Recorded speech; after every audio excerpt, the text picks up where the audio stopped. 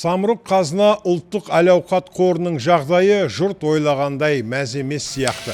Ел үміт артып отырған осыншама үлкен әлеуметтік экономикалық құрылым қарызға белшесінен батып жүреді екен.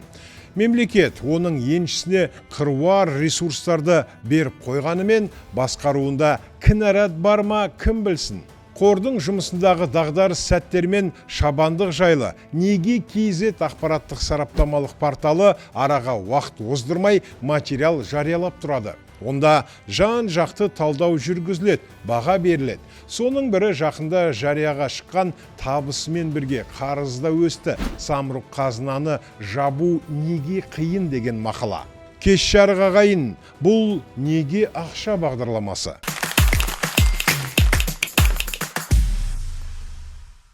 Портал былай деген. Истеблишментпен сол жағалаудағы кулуарларда самұрық қазына әл-ауқат қорын тарату туралы әңгімелер қайтадан бой көтере бастаған сәтте қор 2024 жылдың қаржылық қорытындысын шығарып, біраз сұраққа жауап бергендей болды. Бірақ қосымша сұрақтар туындатып алды. Бір жылда қор өз выручкасында таза пайдасында 1 триллион теңгеге арттырған. Жалпы түсімі 16,43 триллион теңгені көрсетсе, ал таза кірісі 3,3 триллион теңге болды. 2023 жылғы нәтижеге қарағанда бұл әрине өте жақсы. Қор табысының негізін мұнай-газ секторы мен тау-кен өндірісі алып келген. Тау-кен өндірісінде алтын мен уранның үлесі зор. Одан бөлек Кигок арқылы электр қуатын тасымалдау, телекоммуникация бағыты біршама кіріс кіргізді. Темір жол мен жүк тасымалының ортақ түсімі үлкен болғанымен таза пайдасы аз болып шықты. Ал пошта өзін-өзі әрең асырап отыр.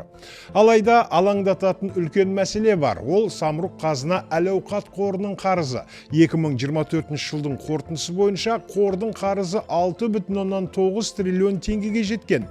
Бір жылда қарыз 700 миллиард теңгеге ұлғайған. Сонда таза пайда 1 триллионға өссе, қарыз көлемі де одан қалмай үздіксіз өсіп барады деген сөз.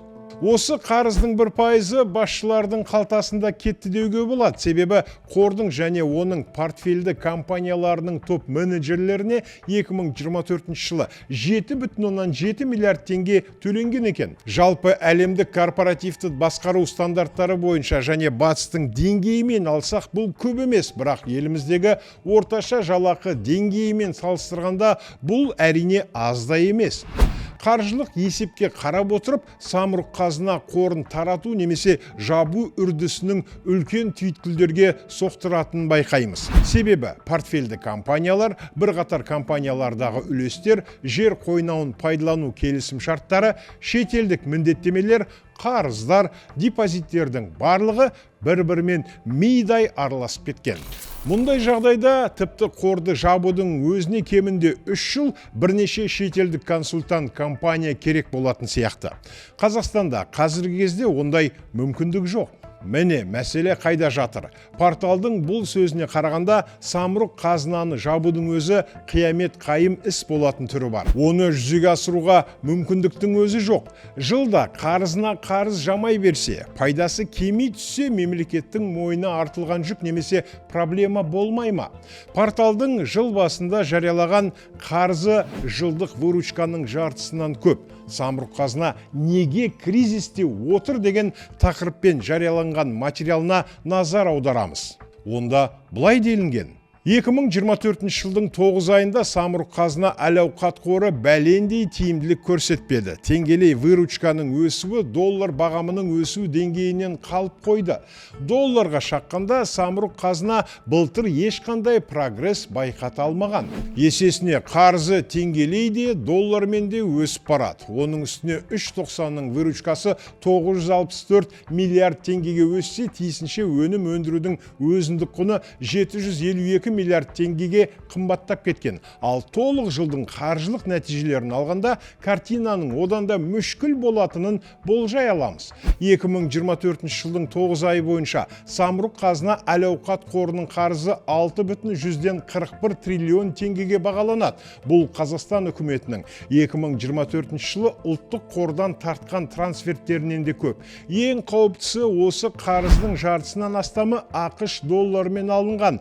Тиісінше біздегі теңгенің құлдырауы қараша айында болған ескерсек, 2024 жылдың қорытындысы бойынша қордың қарызы кемінде 10%-ға артуы тиіс. Пессимистік болжаммен біз самұрық қазына қарызының 7 триллион теңге межесіне жететінін тұспалдай аламыз. Оның 1,6 триллион теңгесін қор 2024 жылы қайтаруы тиіс болатын.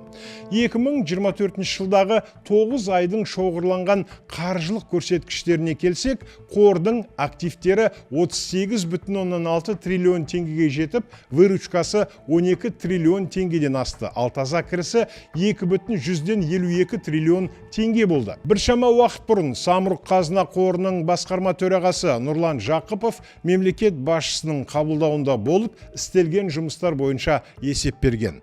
Оның айтуынша, қор қазіргі таңда энергетика, мұнай-газ химиясы, логистика және басқа да салаларда жалпы құны 53 триллион теңге болатын шамамен 130 жобаны жүзеге асыруда. Оның ішінде биыл жалпы құны 700 миллиард теңге болатын 4 ірі жоба іске қосылды. Басым бөлігі энергетикалық жобалар.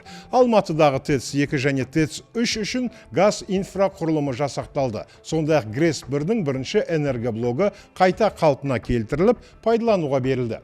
Осы энергоблок электр тапшылығы мәселесінде көмектесуі тиіс. Сиянь қаласында құрғақ жүк терминалы пайдалануға берілсе, Қарашығанақ кен орнында 5-ші компрессор жұмыс істей бастады. Қазақстан 2024 жылы шетелден тікелей инвестиция тарту бойынша жоспарын мүлде орындай алмады.